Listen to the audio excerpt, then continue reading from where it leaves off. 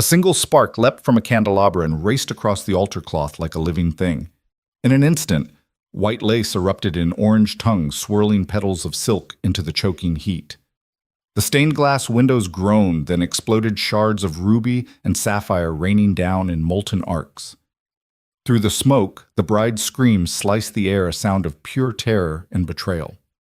From the chaos, Jack Dawson, single father and former fire captain, surged forward, ignoring the blazing pews that threatened to consume him. His jacket caught flame, but he didn't pause. All that mattered was the woman in white, trapped and terrified.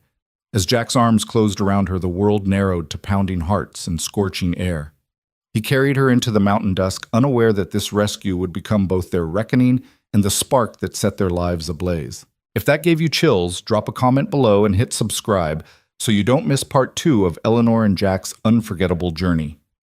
Let us know where you're watching from, and stay tuned for more scenes that will keep you on the edge of your seat. Eleanor. Blake stood alone in the bridal suite, surrounded by mountains of peonies, roses, and orchids, flowers imported at her family's expense from 3 different continents.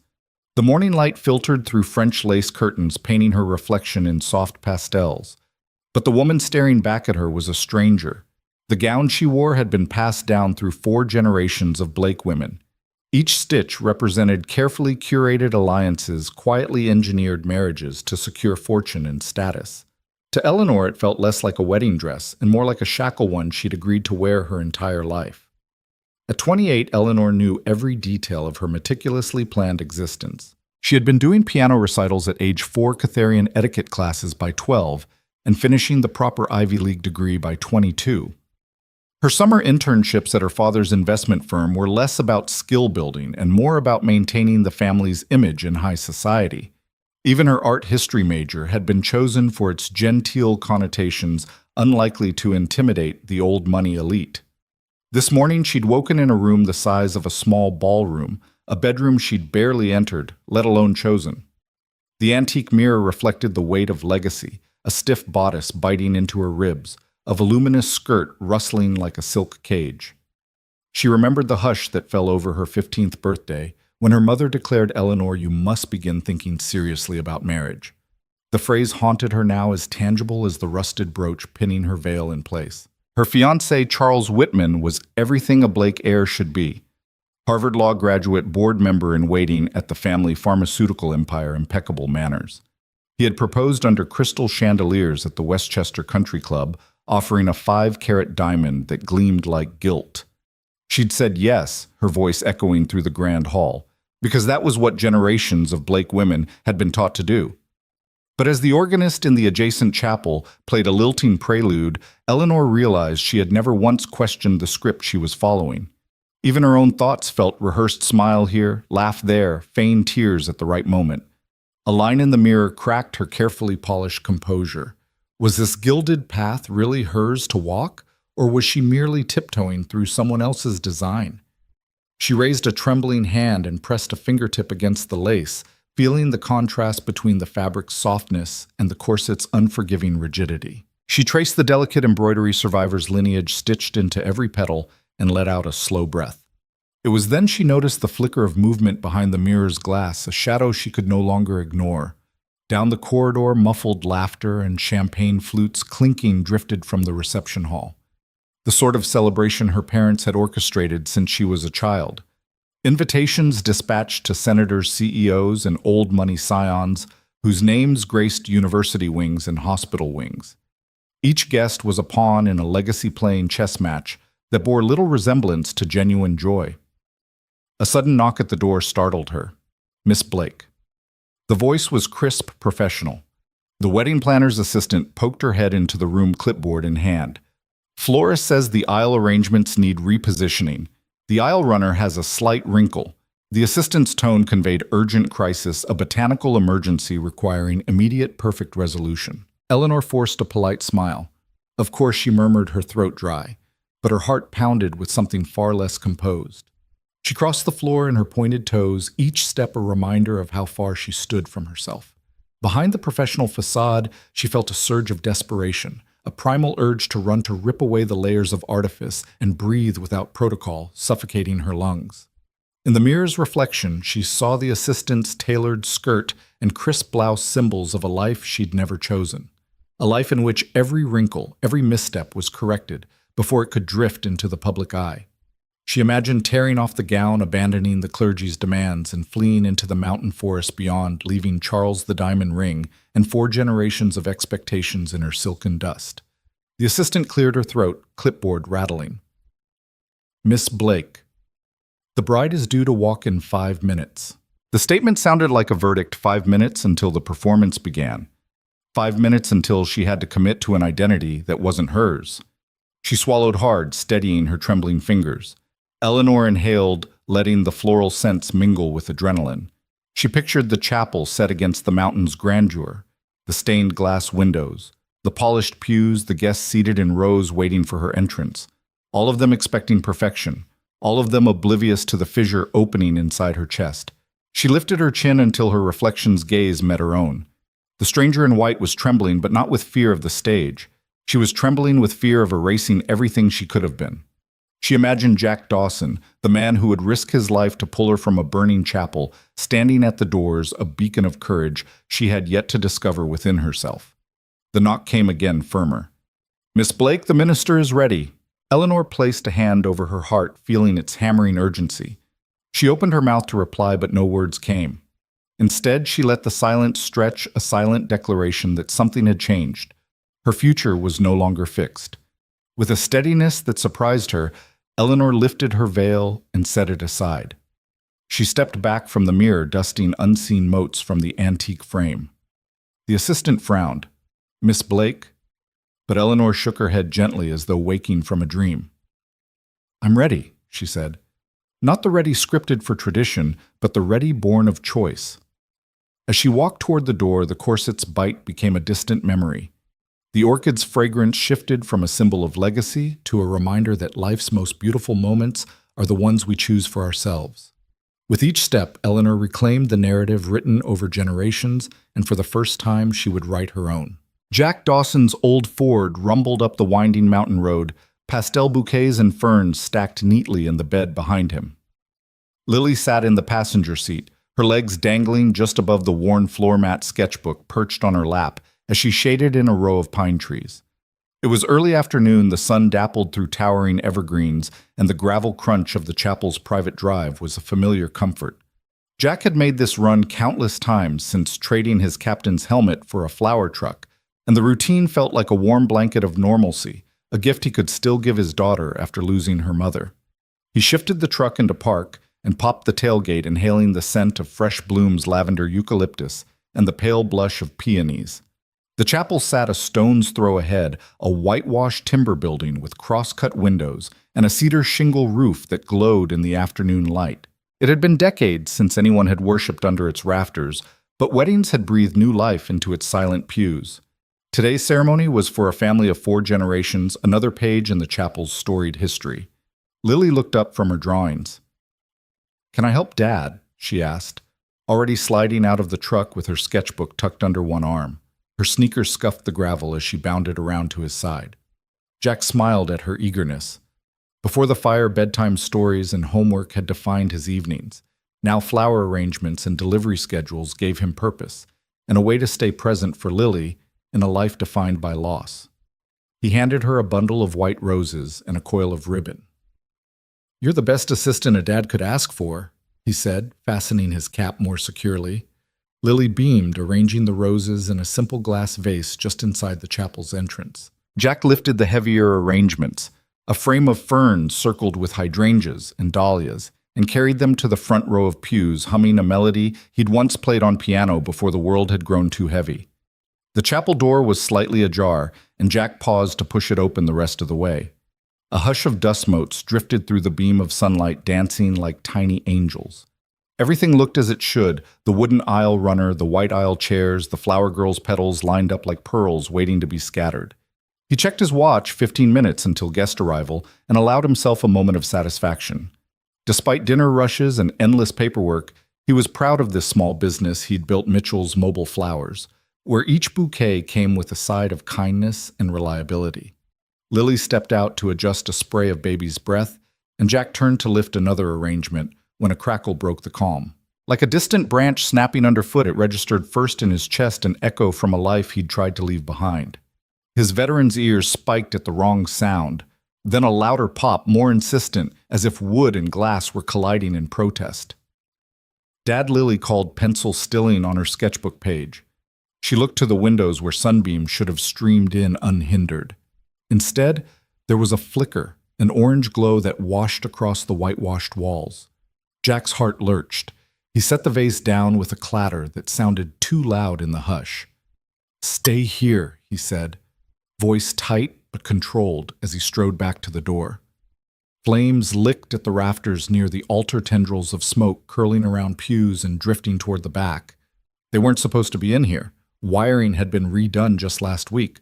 Weddings weren't supposed to end in disaster. Lily backed away to eyes wide, clutching her sketchbook to her chest. Jack turned to her, the ribbons in his hairbrush trembling as he knelt to meet her gaze.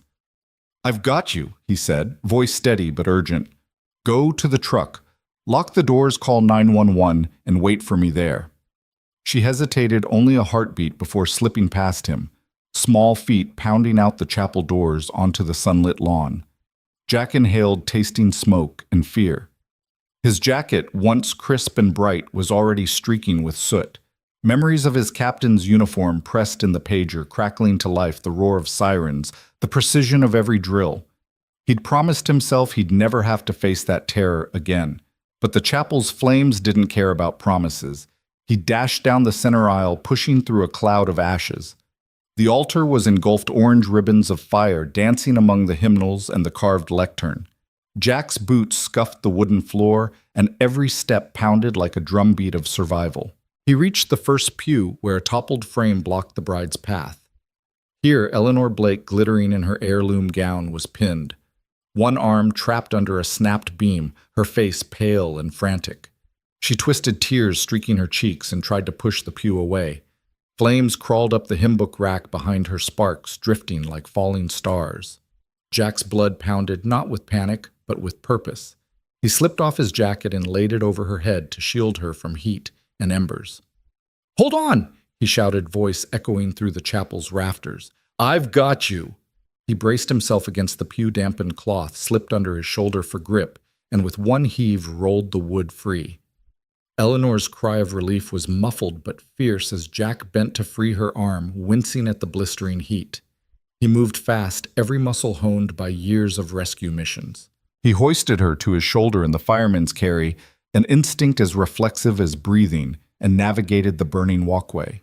Red embers spattered at his heels as he stepped onto the chapel's threshold, dragging Eleanor into the afternoon light. He lay her down gently on the dewy grass, smoke curling around their silhouettes, and whipped out his phone. Lily's frantic dialing illuminated the screen as Jack cradled Eleanor, checking for burns, listening for shallow breaths. As Lily's voice crackled through the speaker, "They're on their way, Dad." Jack pressed a clean hand to Eleanor's shoulder, soot smudging her lace. She looked up, eyes wide with shock, not fear. In that look, Jack saw more than a bride saved from flame. He saw a woman awakening to a life she hadn't chosen, and a father proving that even when life burns you down, you can rise again. Jack rose to his feet, scanning the chapel, as distant wails of sirens drew nearer. The white petals scattered across the grass, untouched by ceremony or tradition, now glowed with a new promise that sometimes when the world ignites around you, heroism and hope can be reborn from the ashes of expectation. Jack inhaled a lungful of acrid smoke as he slammed through the chapel doors, the frame groaning beneath his shoulder. His uniform, once crisp and clean, was now smeared with dust, soot, and an unwelcome sting of embers. The roar of the fire hit him like a freight train, heat rolling out in waves that made his skin crawl. He blinked against the black veil of smoke and the hot ash that floated through the air like sinister snowflakes. For a heartbeat, the sanctuary he'd known, soft hymns, stained glass, glowing in peaceful colors, was gone, replaced by a hell of crackling wood and flickering shadows. His boots crunched over half-melted hymnals and splintered pew ends. Flames licked along the sides of carved oaken benches, sending rivulets of fire snaking down toward the aisle runner. The rich scent of burning cedar assaulted Jack's senses, a reminder of the fire that had claimed his wife's life, a memory he'd tried to bury in every corner of this mountain town. But memories were nothing in the face of danger. He had a job: find the bride and get her out. He dropped to one knee beside the first overturned pew where a half-burnt guest program smoldered. The firelight revealed Eleanor Blake's silhouette slumped beneath the wreckage, her white gown already flecked with soot and ash. She looked as if she'd been carved from marble, pale, statuesque, yet trembling in a frozen hush of terror. Jack's heart constricted at the sight, but he refused to think about his own burned-out hopes or the daughter waiting in the truck. Right now, there was only Eleanor. "Miss Blake," he called, voice rough from smoke but loud enough to cut through the roar. He pushed forward, dropping his jacket to protect her from cascading embers. The fabric crackled as he spread it over her head and shoulders, a makeshift shield against the inferno.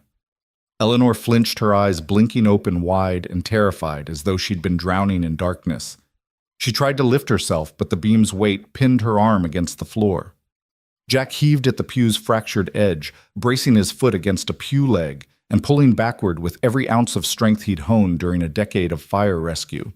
He could feel the wood give beneath his hands, a groan of surrender that echoed through the chapel's charred rafters. With a final tug, the bench slid free, and Eleanor tumbled into Jack's waiting arms. He gripped her waist, pressing her close so the heat of his own body could ward off the chill of shock that hung around her bones. A wall of flame threatened to cut off his path, but Jack didn't hesitate. He pivoted on his heel and sprinted toward the exit, knees bending to absorb the uneven floor. Smoke stung his eyes and pooled in the back of his throat, each breath a battle. He extended one arm over Eleanor's head, guiding her through the haze, while the other secured her waist. The chapel seemed to move in slow motion, flames dancing along pews, embers drifting like angry fireflies.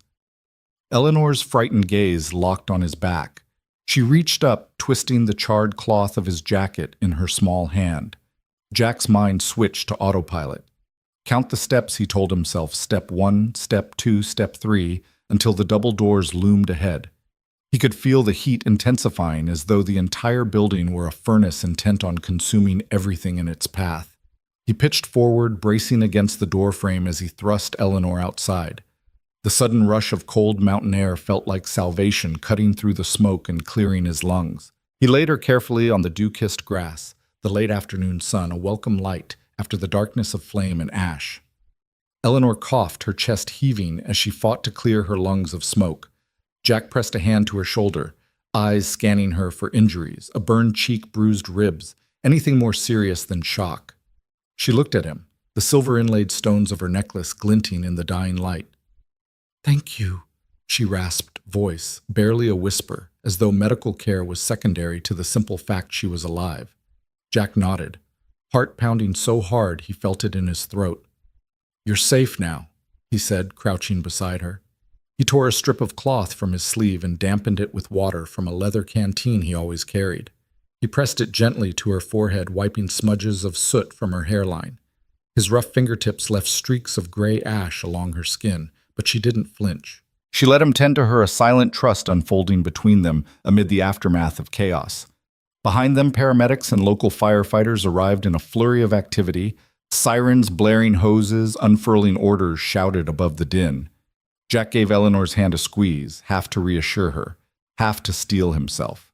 He rose to his feet, bracing against the world that had snapped into focus, the chapel's facade hailed by tongues of flame, the crisp mountain air laced with smoke, the worried faces of onlookers gathered beyond the safety perimeter. "Jack." The voice, urgent and familiar, belonged to Lily, who sprinted across the lawn, sketchbook thrown aside. Her pigtails bobbed wildly as she skidded to a halt beside him.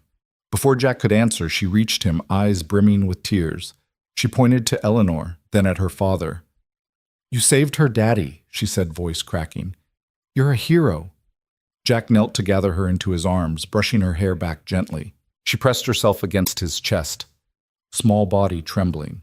He placed a hand on Eleanor's shoulder. "She's been through enough," he said. "Let's get her medical care." The paramedics descended, sliding a board beneath Eleanor's knees.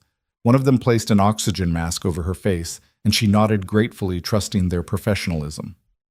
Jack held Lily's hand as they stepped back. The chapel doors fell inward, collapsing under the blaze's fury.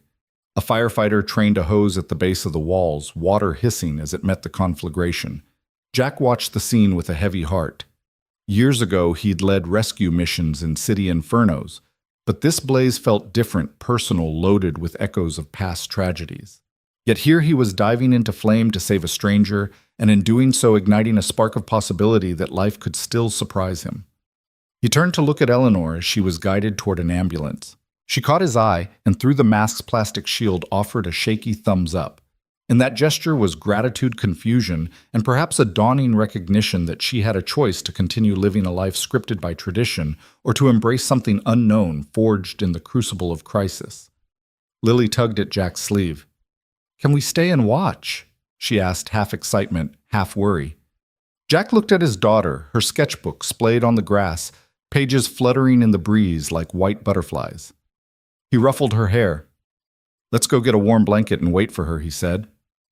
Hand in hand, they walked toward the parking area, leaving the chapel to its battle with fire and fragments of stained glass. Their footsteps echoed on the gravel, a soft counterpoint to the sirens that still wailed. Jack glanced back once, watching as Eleanor's ambulance disappeared down the mountain road. Each turn of its wheels a promise of recovery, and perhaps the beginning of a story neither of them could have predicted. In the fading light, father and daughter moved forward together, carrying hope born from smoke and courage ignited in the heart of the inferno. Jack's hands trembled with the force of urgency as he grabbed the edge of the burned bench and flung it aside. It crashed against the chapel's scorched floorboards, sending a spray of embers swirling in the heavy air. He reached for Eleanor's arm, warm against the jagged wood, and swept her into his chest. The heat pressed against them, a living thing roaring with ferocity, but Jack refused to let it stop him. He shrugged off his jacket with one practiced motion and draped it over Eleanor's head, the thick fabric catching falling sparks and shielding her delicate face from the worst of the blaze. Each step through the inferno was agony. Jack could feel the soles of his boots burn beneath him as he ran the gauntlet of flame, the darkness of smoke clinging to his lungs like wet cloth. But adrenaline lent him strength. He moved as though underwater limbs slow to his perception, but swift enough to outpace the hungry blaze. Eleanor's arms were wrapped around his neck, her weight both light and heavy as emotion. He heard her ragged breath and the soft whimper of shock, and that sound drove him onward like a lifeline. He stumbled over a fallen pew leg, nearly losing his grip, but Jack caught himself against a charred column, the cracked wood threatening to collapse beneath his elbow. He paused for a breath, the smoke so thick he could taste ash on his tongue. Then he counted his steps, 1, 2, 3, until the chapel doors were within reach. The world behind him was a furnace. Ahead lay salvation. He burst through the doorway in a spray of sparks, the cool mountain air slamming into him like a wave. The sudden chill made him gasp, and Eleanor's head lolled back, her curls billowing around the jacket he'd wrapped around her. Outside sunlight cut through drifting smoke, painting the grass in harsh contrast to the flames that still licked the chapel's eaves. Jack lowered Eleanor gently onto the damp grass and knelt beside her, pressing a fist to his chest, as though steadying a wild drumbeat. "Breathe," he urged, his voice hoarse but firm, as he peeled the jacket away from Eleanor's face. Her eyes fluttered open, dazed but alive, tracking the swirl of the leaves overhead. Jack brushed soot from her forehead, with the pad of his thumb, careful not to disturb the lace that clung to her shoulders. "You're safe," he said, though neither of them believed it until the world outside felt undeniably real. The scent of pine and earth, the distant echo of sirens, and the gentle rush of wind through the trees. Eleanor coughed a wet, rattling sound, and Jack reached for his canteen, pressing the spout to her lips. She drank greedily, head lolling back as water trickled down her chin. He placed a steady hand on her shoulder, checking for burns or cuts. There was a bruise forming along her collarbone and a shallow gash on her forehead. Nothing a tourniquet or gauze couldn't tame, but enough to remind them how close the fire had come. He tore a strip from the inside of his uniform and pressed it lightly to her forehead, then draped his jacket once more over her shivering form. In the distance, Lily's frantic footsteps crunched over gravel.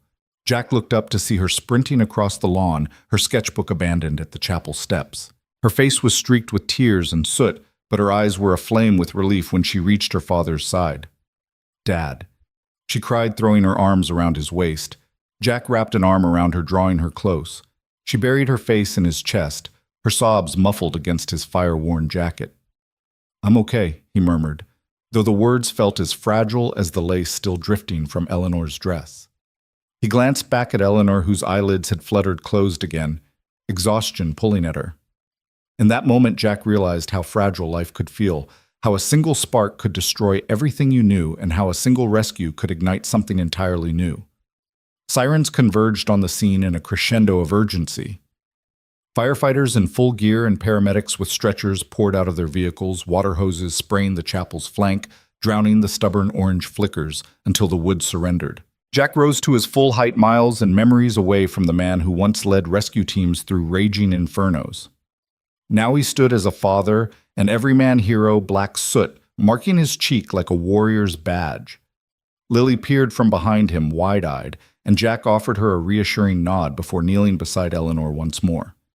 One of the paramedics knelt next to him, voice calm and professional. "Sir, can you tell me what happened?" Jack pointed at the chapel.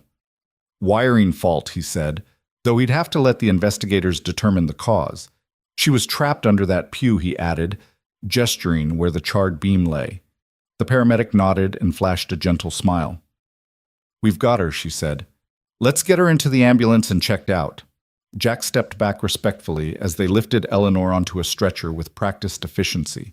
He caught her hand, giving it a gentle squeeze. Her eyes fluttered open and she managed a weak nod. He pressed his gloved lips to her knuckles. "You're going to be fine," he promised. The paramedics eased her toward the ambulance, and Lily watched with silent concentration, imagining every detail she would later sketch. She turned to Jack, her expression solemn beyond her years. "Can I ride with her?" she asked. Jack hesitated. The paramedic beside him smiled kindly. "If she's stable, we can make room," she said. Jack nodded, relief flooding him. "Thank you." He lifted Lily into his arms and carried her to the ambulance, where she climbed in beside Eleanor. Before the doors closed, Jack pressed a kiss to Lily's damp hair. "Be brave," he whispered. Lily nodded, gripping Eleanor's hand gently. Standing alone on the lawn, Jack watched the ambulance's taillights fade as it wound down the mountain road. The echo of its siren lingered, a fading heartbeat in the evening air. He took a deep breath, tasting the smoke on his tongue and the pine on his lips. The chapel's flames had dimmed now, black smoke curling into the sky like a dark banner. Firefighters moved among the rubble, their hoses still drenching the dying embers. Lily's voice came through the ambulance's open window as the emergency team paused to let her speak. "Thank you, Daddy," she whispered, and Jack's chest tightened with emotion. He nodded, voice thick with pride and relief. "Anytime, kiddo." He turned from the scene, stepping over fallen petals and charred timbers, leaving the chapel's ruined grandeur behind. The mountain air was cool against his scorched uniform, a balm for the burn of memories. Jack looked up at the tall pines swaying in the dusk light and felt a surge of gratitude for second chances, for the chance to protect again, and for the bond between father and daughter that made every sacrifice worthwhile. As he walked back to his flower truck, its faded white paint streaked with soot, Jack whispered a quiet prayer of thanks. Eleanor was alive. Lily was safe. And though the world around him had been transformed by fire in the embers of that inferno, he found a spark, a renewed promise to face whatever came next, heart ablaze with the courage of rescue and the hope of new beginnings. Paramedics moved like a well-oiled machine, leaning into the chaos with practiced calm. One knelt beside Eleanor's stretcher, checking her vitals with a gentle professionalism. Another secured the oxygen mask and adjusted the IV drip. The ambulance's red lights pulsed against the mountain shadows as its doors swung closed, sealing Eleanor inside a cocoon of hurried hope. At the edge of the gravel parking lot, reporters jostled for position. Cameras flashed in erratic staccato, capturing every drip of sweat on Jack Dawson's soot-streaked uniform, every tremor in Lily's small frame as she stood clutching her father's pant leg. A microphone thrust forward. "Sir, are you her father? Can you describe what you saw?" Jack shook his head, lips pressed thin.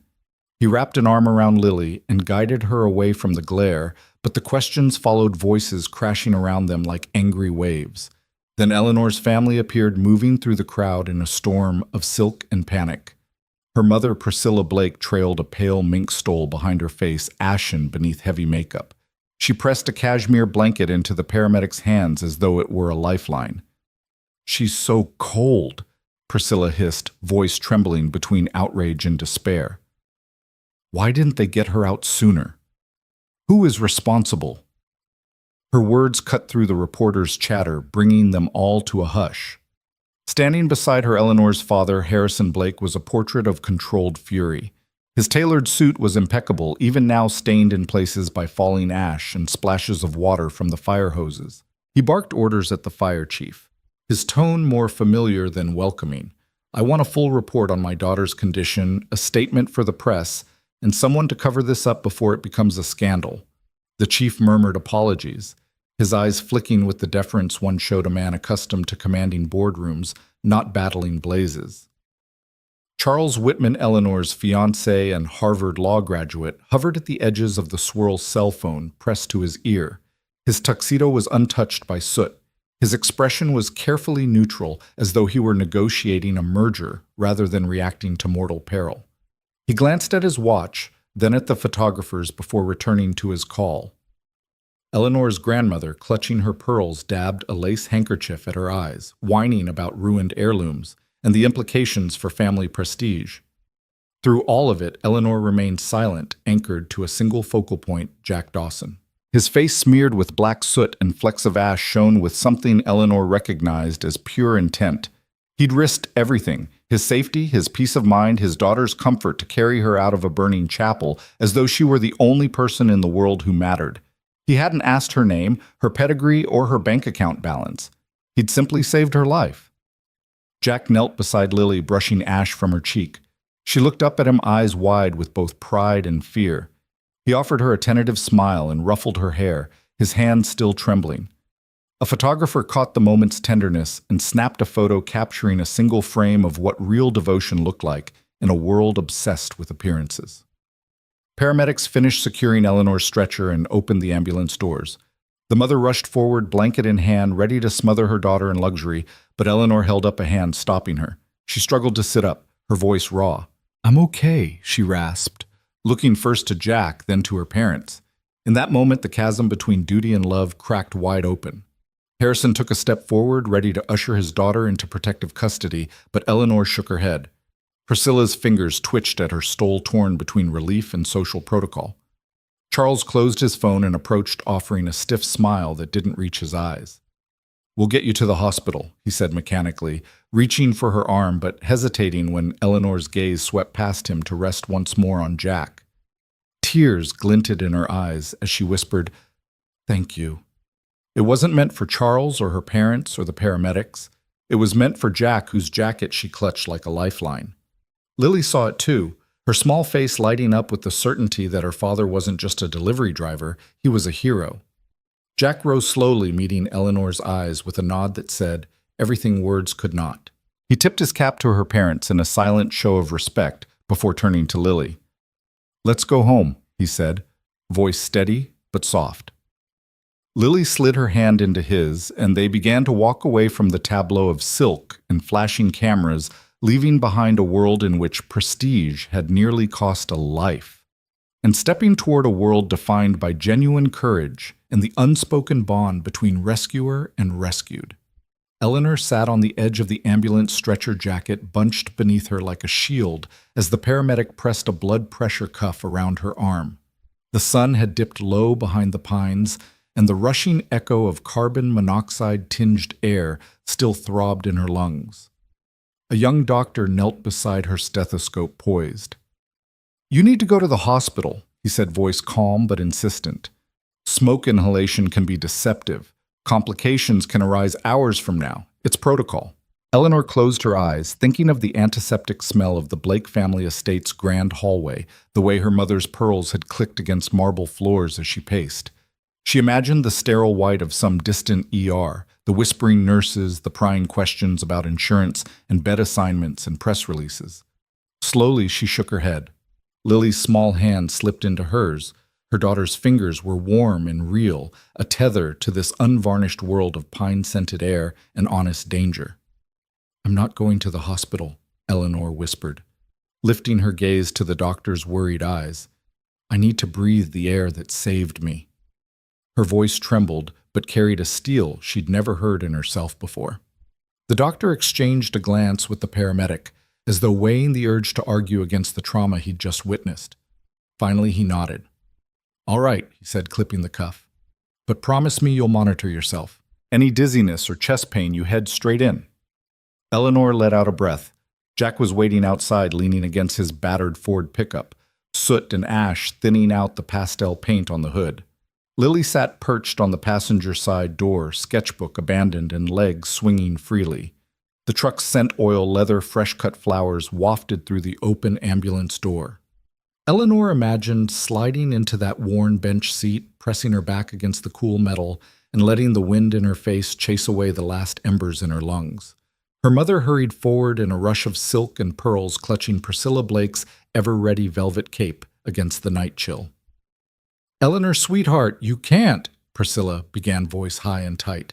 Eleanor stood, ignoring the stiffness in her injured arm. "Please," she said gently but firmly, "let me decide." Her mother's eyes brimmed with shock and something like betrayal. Harrison Blake stepped in, arms crossed, brow furrowed. "You can't just refuse medical attention," he said, voice edged with panic and indignation. "This is your fiancé's and your family's responsibility." Charles, stepping from the shadows in his pristine tuxedo, gave Eleanor a look that might have been concern or calculation. "We'll arrange for a private suite," he offered, though his tone suggested he was more interested in controlling the story than in her welfare. "You'll have the best doctor's top-of-the-line care." Eleanor's chest tightened at the word care, so formal and hollow, it felt like another piece of the gilded cage she'd spent her life inhabiting. She turned away from him toward Jack and Lily. Lily's eyes shone with unshed tears, a boyish grin beneath soot-streaked cheeks. "Can we go now?" the child asked. Jack's hand went to her shoulder, steadying her in the swirl of familial tension. He gave Eleanor a quiet nod. "You ready?" he asked, voice low. Eleanor took a breath that caught in her throat, then tipped her head in agreement. She slid between the paramedics, brushing past the flutter of satin skirts and the clicking of heels.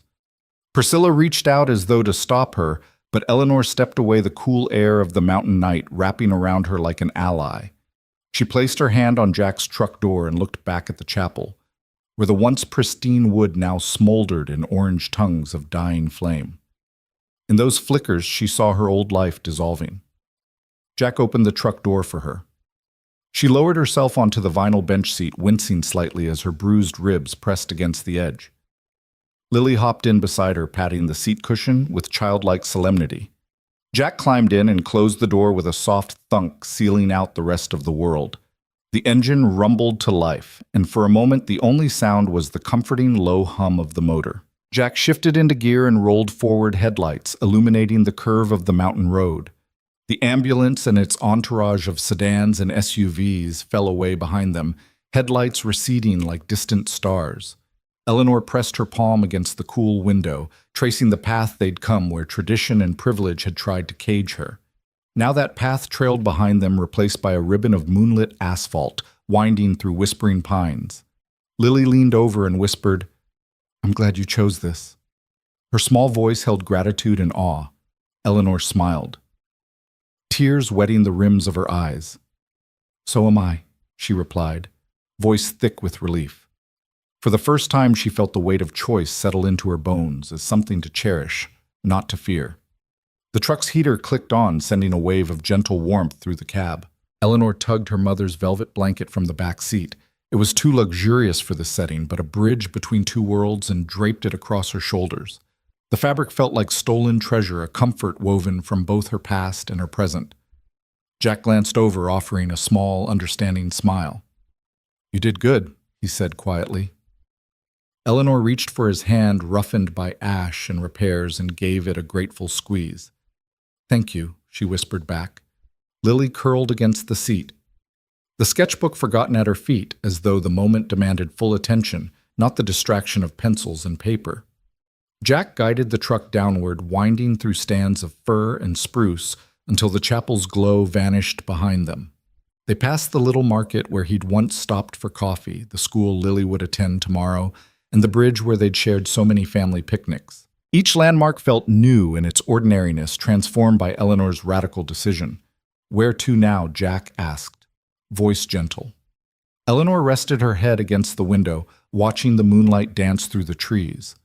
Home, she said after a moment, wherever and however we choose to make it. The promise in her tone was soft but unwavering.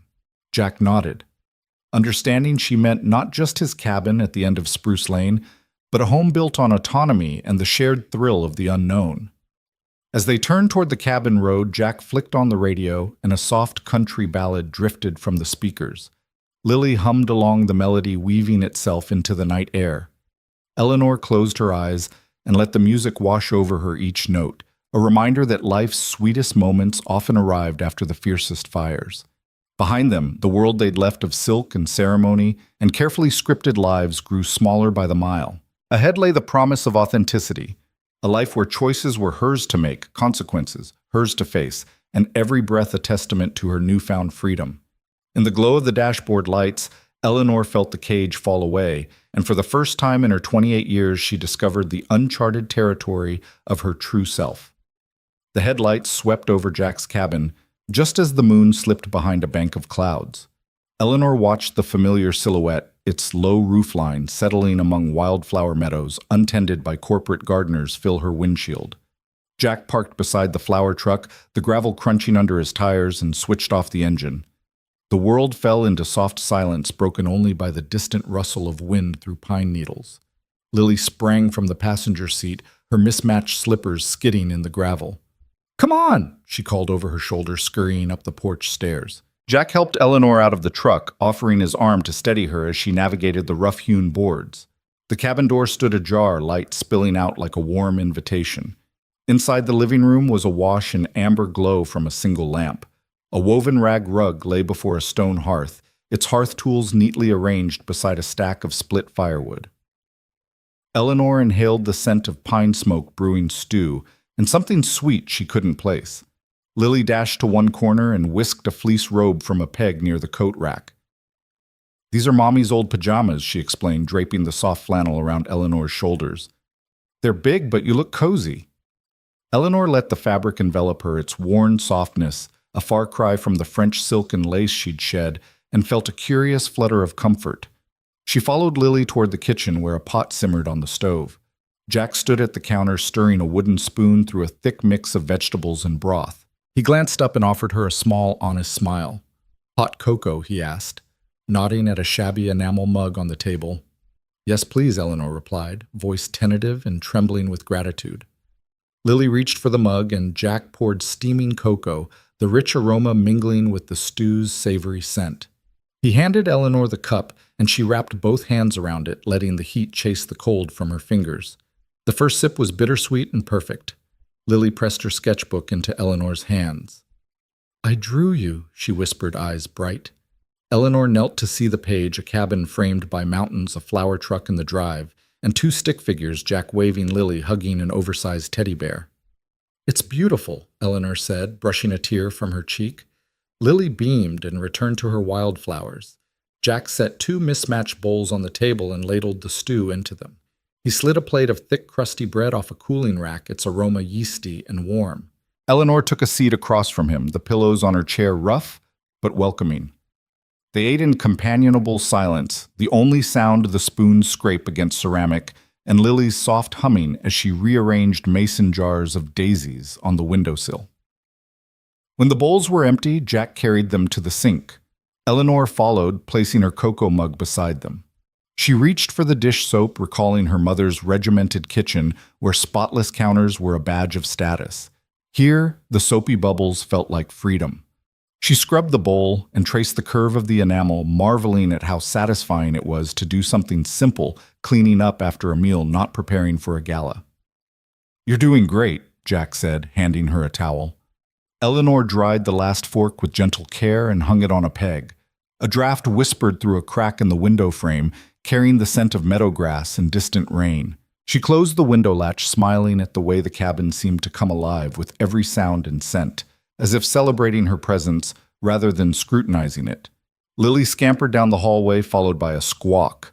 Two rescued finches fluttered between the slats of an open aviary, Jack's afternoon project. He'd told Eleanor, though, she'd never imagined a birdcage in a fire captain's home. Lily cradled a small wooden box and set it beside the cage. Their wings were broken, she explained, lank hair brushing her forehead. But they're getting better. One finch hopped to Eleanor's outstretched finger, and she gasped as it pecked gently at the grain. They trust you, Lily said proudly. Eleanor laughed, a soft sound she realized she hadn't used in weeks. She picked up the second bird, feeling its tiny heartbeat against her palm. Jack watched from the kitchen doorway, pride and something warmer in his gaze. Eleanor lowered the bird back into its home and closed the door, the finch's chirps filling the quiet room. It's late, Jack said, glancing at the clock over the stove.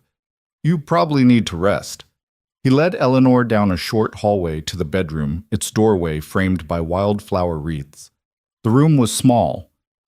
2 beds, a single dresser, and a window overlooking the meadows, moonlight glinting on dew-laced petals. Lily slid onto the bed opposite Eleanor, hugging a fat stuffed bear. Night-night, she said, stifling a yawn. Eleanor settled beneath a quilt hand-stitched from scraps of forgotten clothing, bits of denim flannel, and cabin scarves that whispered of past winters. The quilt she'd slept under at the Blake estate had been silk and satin, stiff and cold to the touch. Here she felt the hand of every stitch, the pull of every seam, and knew the labor of love that had gone into it. Jack tucked Lily in and kissed her forehead. Then he turned to Eleanor and hesitated as though uncertain what to do next. Eleanor patted the empty space on the bed beside Lily. May I? She asked softly. Jack smiled and sat, the wood slats creaking beneath his weight. He lay one arm across the quilt, close but respectful of Eleanor's space. For a long moment they just sat, listening to the night's orchestra, soft drafts in the walls, the distant cry of an owl. Lily's gentle breathing. Eleanor thought of the chapel's flames, the panic in her chest, and the radical decision to choose this life. Now that she was here, she realized how much she'd missed the absence of prying eyes, the absence of expectation, the absence of pretense. I can't remember the last time I slept through the night, Eleanor admitted, voice a whisper in the hush. Jack nodded. The first few nights in this cabin I woke every hour thinking I heard alarms or cries for help. Took me a while to remember I wasn't at the station anymore. He ran a hand through his hair, ash still clinging to dark strands. I still check on Lily sometimes, even though I know she's right there in bed. Eleanor's gaze lifted to his profile, soft in the lamplight. Thank you for tonight, she said, voice thick. For everything. He turned to her, surprise and kindness mingling in his eyes. You're welcome, he replied quietly. I'm just glad you're safe. Behind them, Lily stirred and mumbled in her sleep. The finite boundaries of their new home felt at once comforting and infinite, 4 walls that contained them, and wild meadows that invited them to explore. Eleanor realized she no longer craved the gilded cages of her past. Here, every moment held genuine risk and honest reward. Every mundane act, washing dishes, feeding birds, patching quilts, was a ritual of choice, not obligation. Jack rose, placing a gentle hand on Eleanor's shoulder. Get some rest, he murmured. We'll talk more in the morning. He stepped to the door and paused, offering her a final reassuring smile before slipping into the hallway and down the stairs. Left alone, Eleanor pulled the quilt up to her chin and settled deeper into the bed. Lily's breathing was steady now, her small frame curled like a question mark under layers of blankets. Eleanor closed her eyes, the cabin's warmth and whispered sounds lulling her toward sleep. For the first time in her life, she didn't dread what tomorrow might bring. Instead, she felt calm certainty that whatever came next, she would face it on her own terms, and with allies who valued her for who she truly was. The quilt's patchwork pressed gently against her cheek, a tapestry of choice and chance stitched into a whole. Eleanor exhaled, the night's hush folding around her like a promise. Home was not a place of perfection, but a space where one could breathe freely, laugh without an audience, and grow in the company of those who welcomed every aspect of her imperfect humanity. As sleep claimed her, the wildflower meadows outside whispered of new beginnings yet to bloom. The sun climbed higher each morning, painting Jack's cabin in golden hues that became Eleanor's new alarm clock. Instead of the Blake estate's rigid schedule, her days began with the hum of cicadas and the soft creak of Jack's ancient kitchen door. On her first morning at the town library, Eleanor discovered the world was bigger and smaller than she'd ever known. She'd arrived in stiletto heels and a satin gown, Now she slipped into sensible loafers and faded jeans, her hair pulled back in a loose ponytail. The librarian, Mrs. Henderson, greeted her with a knowing smile. "Ready for your first shift, Miss Blake." Eleanor supplied, feeling a flush as the name felt both foreign and familiar. "Just call yourself Ellie." Mrs. Henderson said, her voice a warm invitation. "We start by shelving returned books and help with computer queries. No suit required." Shelving books proved surprisingly satisfying. Eleanor ran her fingers along spines of Dickens and Du Maurier, drilling in Dewey Decimal numbers like a code she'd never cracked before. Each correct placement felt like unlocking a miniature triumph. A regular patron, Mr. Thompson, ambled up with a stack of local history tomes. "Mind showing me how to search this archive?" he asked, tapping his cane. Eleanor tapped the keyboard, then clicked and scrolled. "Type Ridgemont Railways," she coached, pointing at results that unfurled the town's forgotten train lines. Mr. Thompson's eyes lit. "My father worked those rails," he said, voice trembling. "Thank you, young lady." She realized then that knowledge carried weight beyond power. It carried connection. After her shift, Jack handed her the keys to the flower truck for her driving lesson. The truck's faded paint creaked in protest as she eased it onto Spruce Lane. Lily sat beside her, clutching the dash. "Easy, Mom." Lily coached, though Jack wasn't far behind in his own pickup. Eleanor gripped the wheel tight, imagining college boardrooms where decisions had been made for her. Now she steered herself. She shifted into second gear, then rolled down a gentle hill. The engine's purr replaced her racing heartbeat. She navigated the curves, passing fields where wildflowers bowed in the breeze. At the chapel, she stopped smoothly. No crisp valet training required. Lily cheered. "Great job," Jack called over the radio. Eleanor wanted to laugh. Driving became a metaphor for her life. Learn the controls, trust yourself, and keep moving forward. Back at the cabin, meals arrived from scratch. Jack handed her a pile of vegetables and a recipe for ratatouille. Eleanor chopped peppers, unevenly garlic, clenching her knife hand. The air filled with the scent of onions caramelizing. She tossed the mixture into bubbling tomato sauce, stirred with a wooden spoon that felt alive in her grip. When dinner landed on the table, Lily dug in with gusto. Jack raised an eyebrow. "You might have a future as a chef," he said. That night, Eleanor brushed through Lily's hair. Her daughter leaned back, eyes drifting closed. As she braided the strands over the act, felt like stitching together her own unraveling confidence. Lily's small whisper.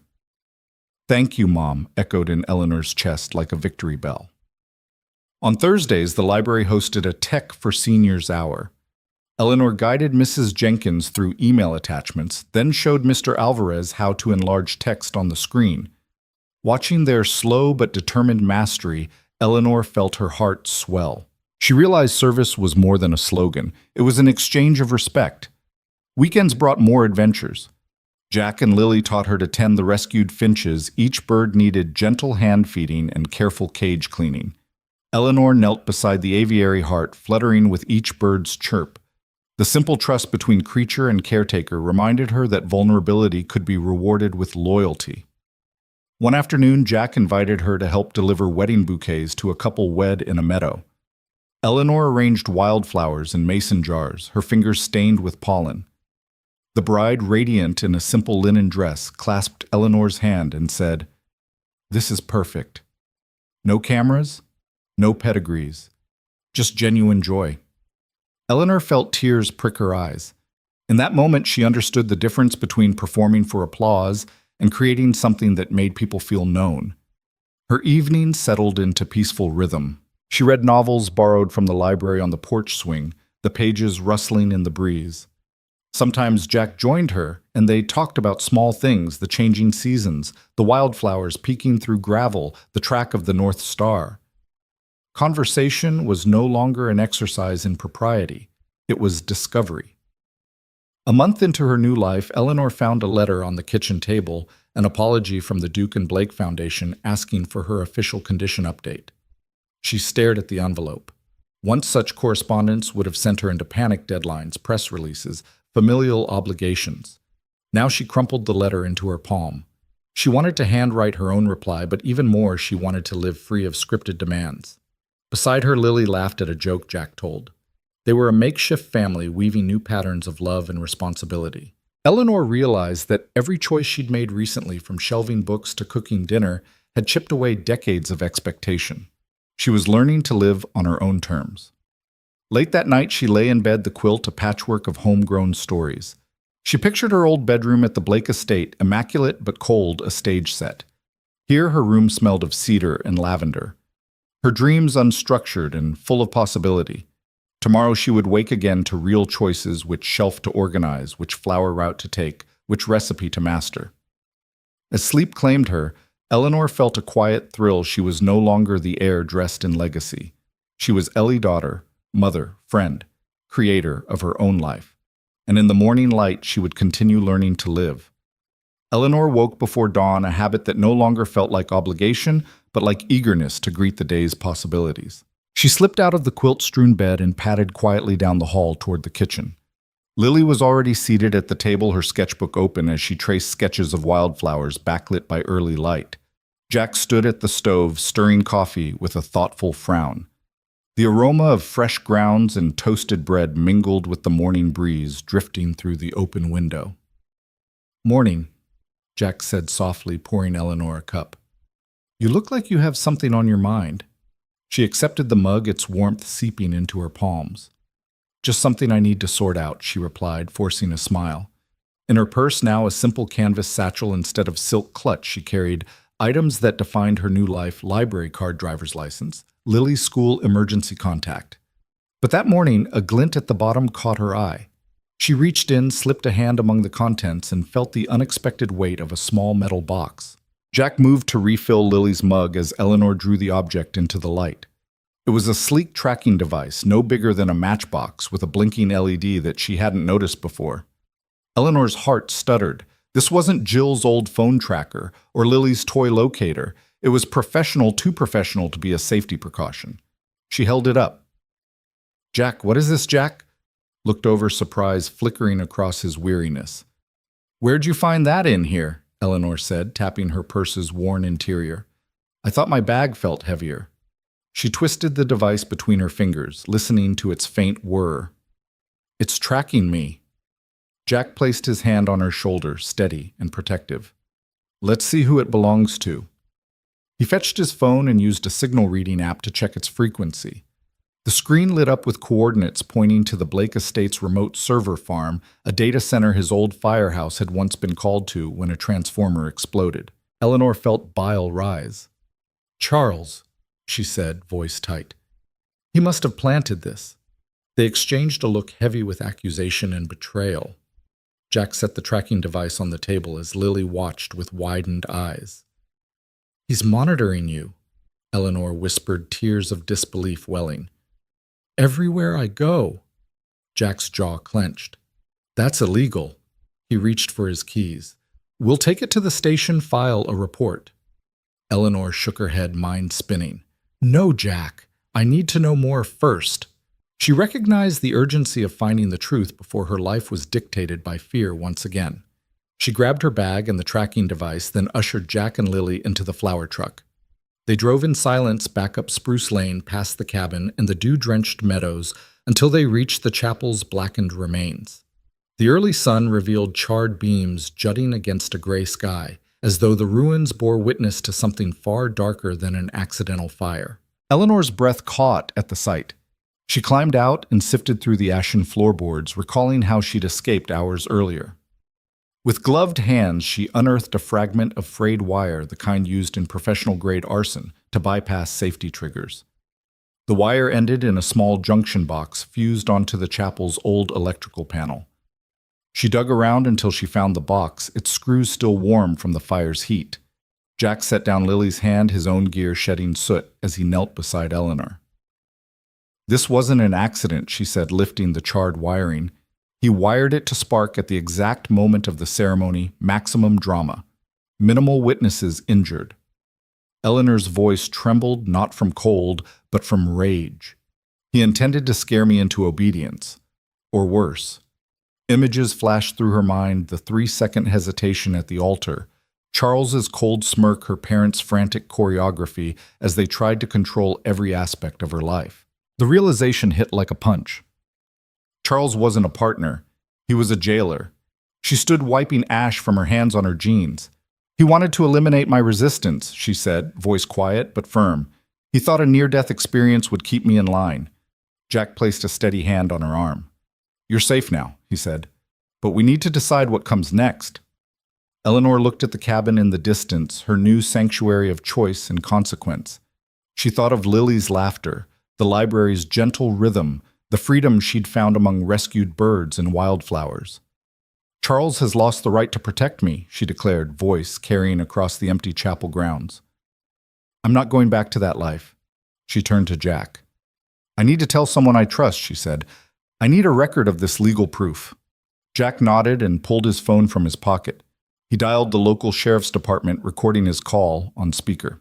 As he spoke, explaining the evidence they'd uncovered. The tracking device. The wiring Eleanor's fiancé's controlling behavior. Lily hugged her legs, silent but resolute in her support. When the sheriff arrived, Jack handed over the evidence, the device, the charred wiring Eleanor's testimony.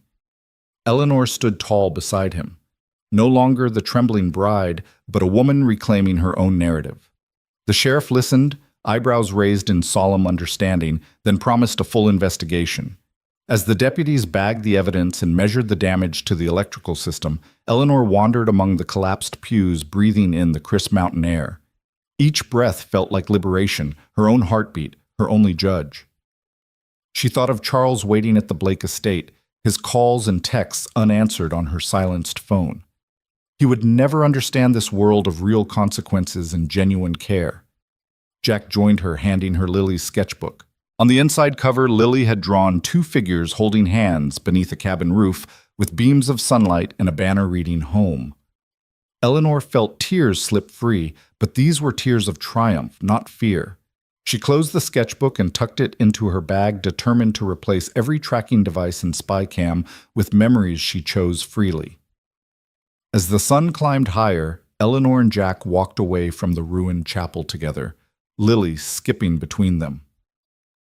The path led not back to tradition or coercion, but forward into a life shaped by her own choices. Betrayal had been revealed and confronted. Now each new step was one she would take with open eyes, her passions and freedoms leading the way. In the distance, the wildflower meadows beckoned their colors brighter for her newfound clarity, an endless field of possibilities waiting to be claimed.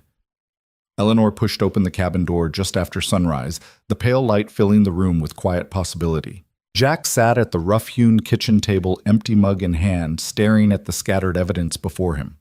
The small tracking device, the charred wiring, and her written notes detailing Charles's betrayal. Lily still slept, curled beneath the quilt in the next room, trusting the morning to bring her mother's return. Jack looked up, his dark eyes reflecting both pride and worry. You found everything, he asked, softly gesturing to the evidence laid out like a crime scene in miniature.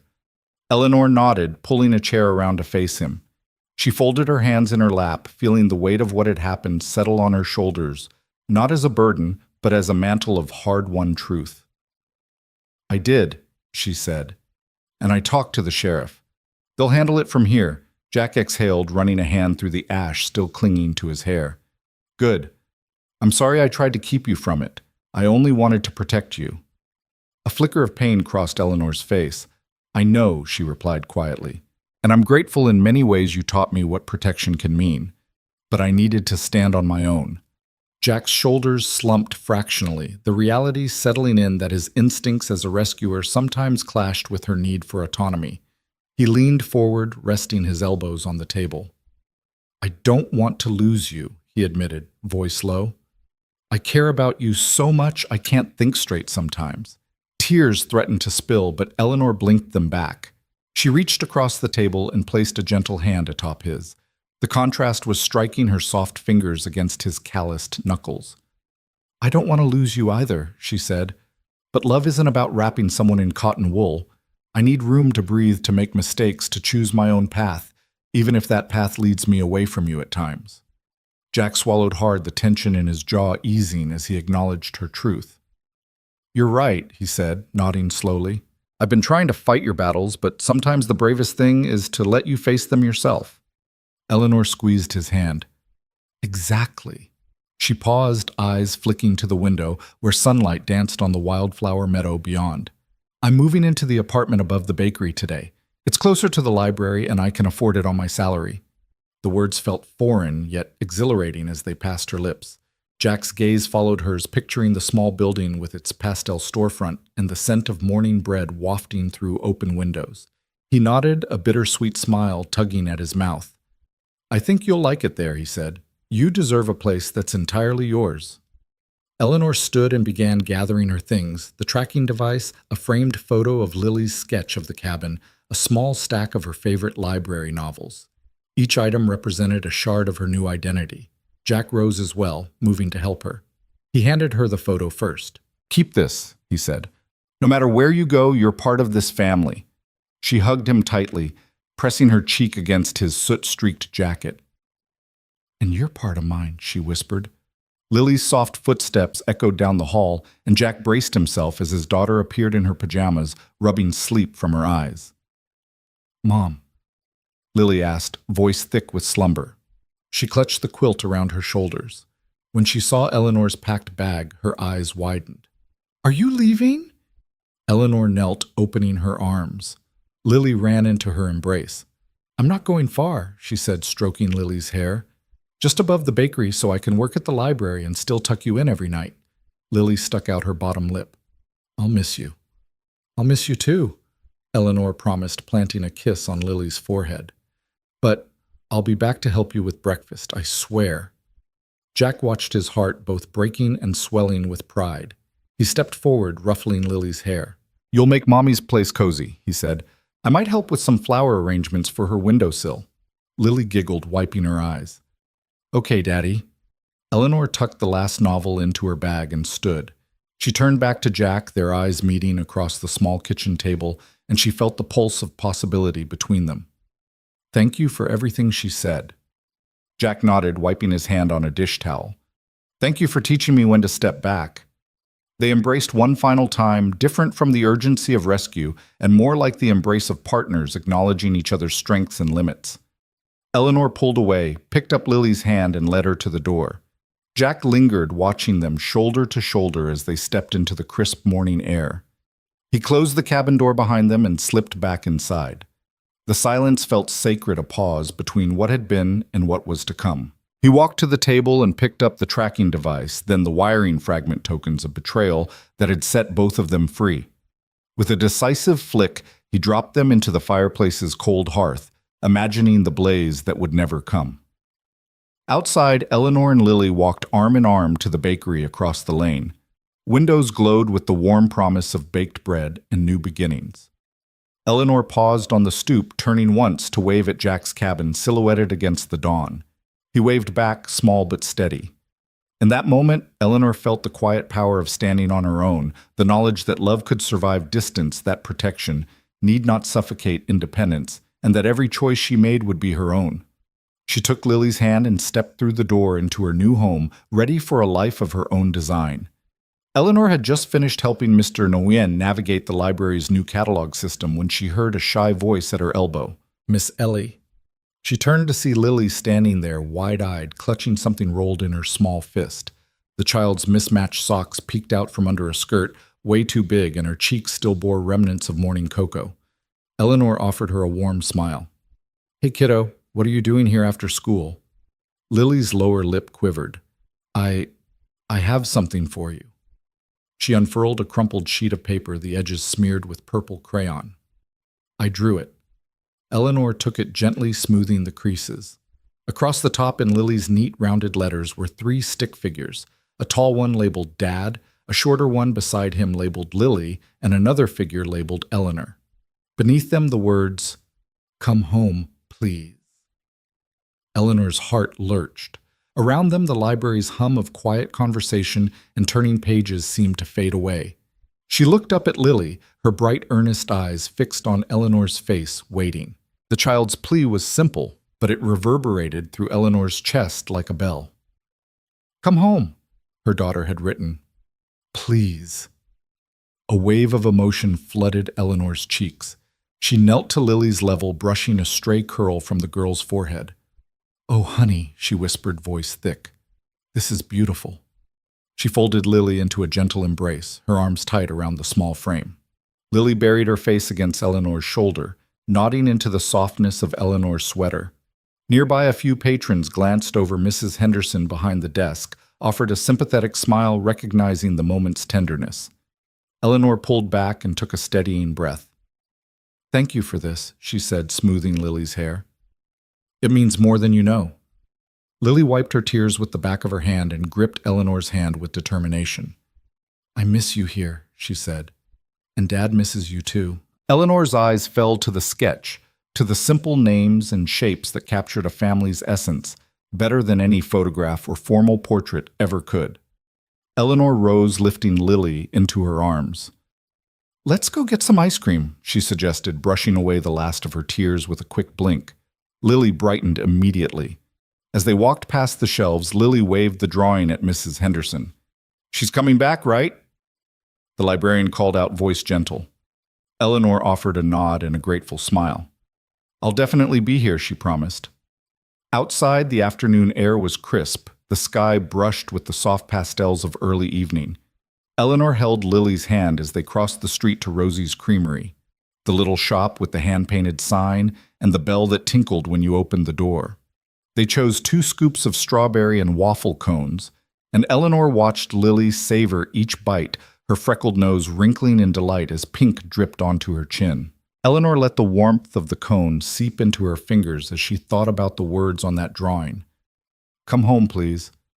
It wasn't just a request to return to Jack's cabin at the end of Spruce Lane. It was a child's longing for unity and witness, a glimpse of what family meant when love, rather than protocol or protection, was at its core. That evening, Eleanor hung Lily's drawing on her fridge above the little kitchenette in her apartment above the bakery. The cramped space was functional, a single bedroom, a tiny bathroom, and a combined living kitchen area furnished with thrift store finds. But to Eleanor it was home, her own domain, where she chose every color on the walls, every meal she cooked, every book she read. Yet amid her independence, the plea from Lily reminded her that autonomy and connection were not mutually exclusive. Later, with Lily tucked in at the neighbor's spare bedroom, and the little apartment silent except for the hum of night insects through the open window, Eleanor leaned against the counter. She traced the crayon lines under glass-taped protection. Beneath the image of her family, she saw hope and vulnerability entwined. She pulled out her phone and stared at Jack's name saved in her contacts. Jack Dawson, hero dad. She didn't call. Instead, she closed her eyes and let the memory of Lily's handshake, Jack's steady presence, and the soft glow of cabin lamplight wash over her. Family wasn't about walls or addresses. It was about bearing witness, watching each other grow, making space for mistakes, and returning when called. Eleanor flicked off the light and climbed into her own bed. Dawn would bring new challenges, work at the library, flower deliveries beside Jack's truck, cooking classes, school events for Lily. But tonight, she felt whole. The crayon drawing shimmered in her mind, a simple plea that reminded her standing on her own had taught her strength. Coming home taught her love. And as she drifted to sleep, Eleanor knew that tomorrow she would embrace both with all the courage and compassion she had found. Sunlight streamed through the canopy of maple leaves as Jack navigated the winding stretch of rural road toward Pinehurst Farm. The scent of fresh-cut hay mingled with the wildflowers that lined the path, a living testament to the free-spirited celebrations he, Eleanor, and Lily now crafted together. A hand-painted sign at the driveway's entrance read, "Dawson and Blake Celebrations, Your Story, Your Way." The banner draped across weathered posts fluttered in a breeze that felt like promise. Eleanor sat beside him in the passenger seat of their renovated flower truck, clipboard balanced on her knee. She tapped her pen against a carefully sketched seating chart. "The Merriweather Voss wedding," she mused. Smiling at the couple's names requires mismatched vintage china and bluebonnets alongside the chapel ruins. She traced the curve of a table layout, her mind dancing with possibilities. The bride, a local artist who painted murals under streetlights, had requested no ivory aisle runner or frilly bouquets, just authentic elements to tell her story. Eleanor's heart swelled. This was exactly the kind of wedding she had dreamed of planning, unbound by tradition and rich with personal meaning. Lily sat on the truck's running board, camera in hand, legs swinging as she shot angles of the farmhouse's stone walls. Each click captured candid emotion, the way a groomsman steadied his cufflinks, the flower girl chasing butterflies across the lawn, the grandmother examining her daughter's painted bouquet with misty eyes. Lily's photographs had become the company's secret signature images that spoke of life unfolding naturally, much like the wild meadows she'd once sketched under Jack's watchful eye. They arrived at the barn, its red paint worn by seasons of sun and snow. Inside, long wooden tables gleamed under Edison bulbs, and hay bales were draped with quilted blankets for casual seating. Jack hopped out, adjusting his tool belt and running a quick safety check on the fire extinguishers and first aid kit. In 5 years as a fire captain, then flower delivery man, he'd learned that every celebration needed thorough contingency plans just in case. Eleanor admired his meticulous nature, which balanced her creative whims and ensured that spontaneity seldom tipped into chaos.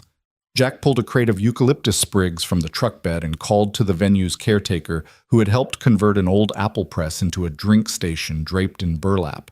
"These go on the arbor," Jack instructed, handing over the fragrant greenery.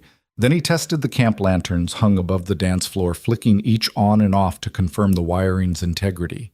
His hands moved with practiced ease, leaving no detail unattended.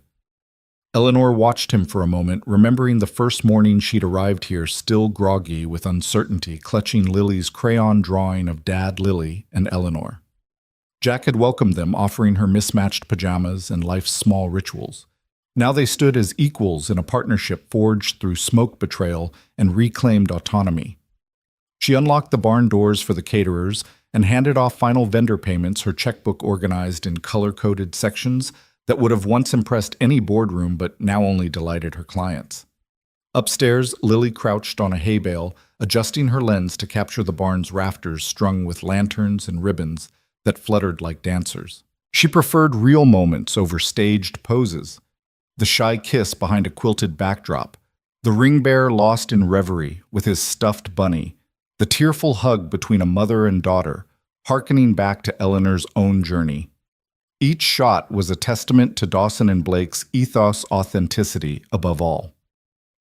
By mid-afternoon, the Merriweather Voss party began to arrive, friends from art school, local farmers, a few city émigrés seeking rustic charm. They greeted Eleanor with genuine warmth, unhurried by formal protocols. Eleanor shepherded them to the refreshment stand where lemonade was served in mason jars and a vintage phonograph played Audrey Hepburn songs. The bride's mother, a floral artist in her own right, marveled at Lily's blooms arranged in milk glass, mismatched to each table's color palette. "Your daughter has an eye," she told Jack. He beamed with fatherly pride. Eleanor slipped away to address a last-minute concern. The cake toppers had arrived slightly off-center. She straightened the hand-carved figures of the bride and groom, ensuring the groom's paint didn't scrape against the frosting. Nearby, the DJ tested the speakers for the first dance. Eleanor overheard him ask if he should start with a classic waltz or something more upbeat. She walked over, gently tapping his shoulder.